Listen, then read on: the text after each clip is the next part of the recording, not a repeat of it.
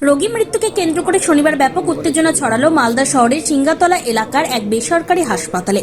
ঘটনায় বেসরকারি হাসপাতাল কর্তৃপক্ষের বিরুদ্ধে একাধিক অভিযোগ তুলে তুমুল বিক্ষোভ দেখালেন মৃতের পরিবারবর্গ।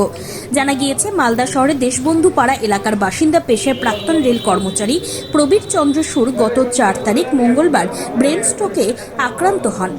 সঙ্গে সঙ্গে পরিবারের লোকজনেরা তাকে মালদা রেল হাসপাতালে ভর্তি করেন। পরে সেখান থেকে মালদা শহরের সিঙ্গাতলা এলাকার এক বেসরকারি হাসপাতালে ভর্তি করেন। ভর্তির পর সেখানে রোগীর একাধিকবার অস্ত্রোপচার হয়। চিকিৎসকরা প্রত্যেকবার সফল অস্ত্রোপচার হয়েছে বলে দাবি করেন, কিন্তু তা সত্ত্বেও রোগীর জ্ঞান ফেরেনি। এর মধ্যে শনিবার সকালে বেসরকারি হাসপাতালের তরফে রোগীর পরিবারকে জানানো হয় রোগীর মৃত্যু হয়েছে। যা জানতে পেরে মৃতের পরিবারবর্গ ক্ষোভে ফেটে পড়েন। তারা হাসপাতালে তুমুল বিক্ষোভ দেখাতে শুরু করেন।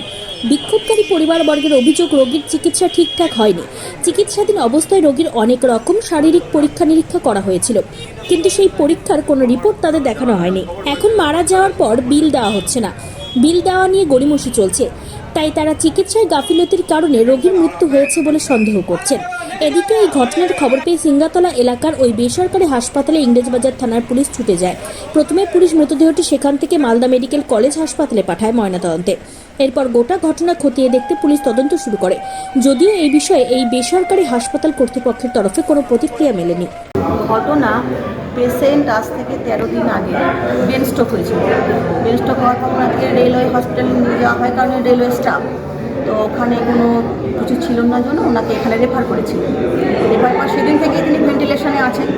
পরের দিন ডক্টরবাবু অপারেশন করলেন। ডক্টরের নামটা কি? সমীর সাহা। হ্যাঁ, সমীর সাহা করে স্যার দুজন ছিলেন। ওনার ট্রিটমেন্টে অপারেশন হয়েছে প্রথমবার, ওনার জ্ঞান ফিরেননি। তারপরে আবার সেকেন্ড টাইম অপারেশন হয়েছে ব্রেনের, তাও জ্ঞান ফিরেননি। থার্ড টাইম আবার ওনার ওই সিস্টেমটার নামটা আমার জানা নেই, গলা ফুটো করে একটা ওনার রুটি করা হয়েছে। তো ভেন্টিলেশনের পাইপটা ওখান দিয়ে দেওয়া হয়েছে, তাও ওনার জ্ঞান ফিরেনি।